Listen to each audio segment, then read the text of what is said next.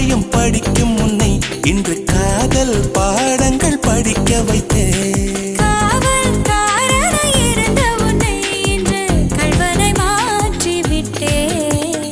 அடடா அடடா அடடா அடடா பிடிச்சிருக்கு உனக்கு என்னை பிடிச்சிருக்கு என்னவோ என்னவோ பிடிச்சிருக்கு எனக்கும் உன்னை தான் பிடிச்சிருக்கு.